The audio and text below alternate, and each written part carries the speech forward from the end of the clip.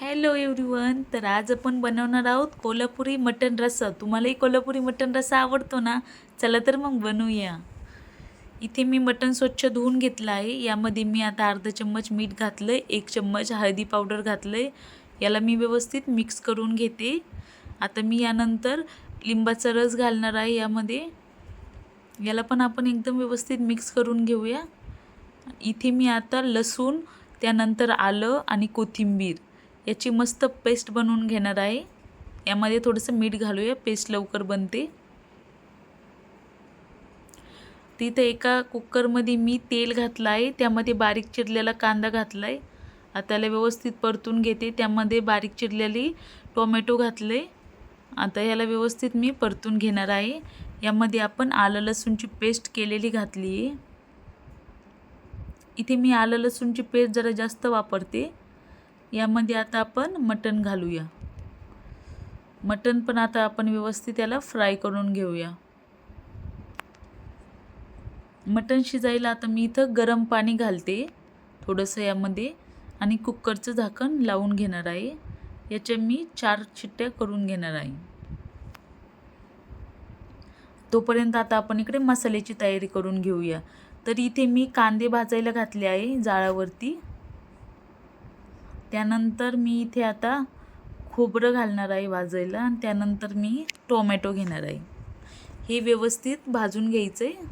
दोन्ही साईडने आपल्याला खोबरं खरपूस भाजायचं आहे. बघा, व्यवस्थित आपले मसाले छान भाजलेले आहेत. आता इथं मी मिरच्या भाजून घेते. मिरच्या मी थोडंसं जास्तच वापरणार आहे, कारण झणझणीत कोल्हापुरी रस्सा बनवायचा आहे ना आपल्याला, त्यामुळे. आणि धणे घेते मी नॉर्मल. यामध्ये तेल घालून याला आपण मस्त भाजून घ्यायचेत खरपूस. इथे मी आता गरम मसाला आणि खसखस ॲड केली. आता हे मसाला आपण वाटून घेऊया. सर्व आपण एकत्रच वाटणार आहोत.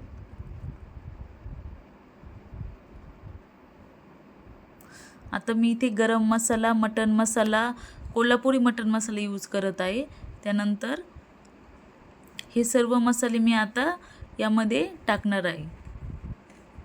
आता याला व्यवस्थित छान तेल सुटेपर्यंत याला परतून घेणार आहे. आणि आपण वाटलेला मसाला मी यामध्ये घालणार आहे. याला पण आता व्यवस्थित छान परतून घेणार आहे.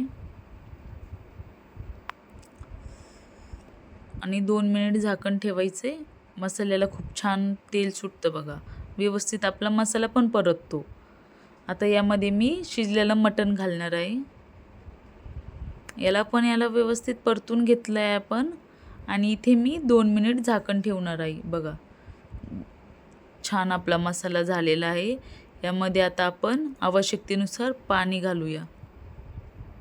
तुम्हाला जेवढा रस्सा बनवायचा आहे तेवढं आपण याच्यामध्ये पाणी घालू शकतो.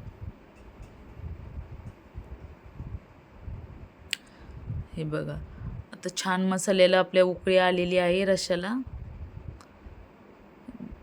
बघा तर वाव, मस्त वरतून छान तरी आलेले आहे. दिसतानाच आपल्याला झणझणीत मसाला दिसतोय. कोल्हापुरी रस्सा एकदम आपल्याला झणझणीत झालेला दिसतोय. मटण पण आपलं खूप छान प्रकारे शिजलेलं आहे. चला तर मग आपला झणझणीत कोल्हापुरी रस्सा रेडी आहे.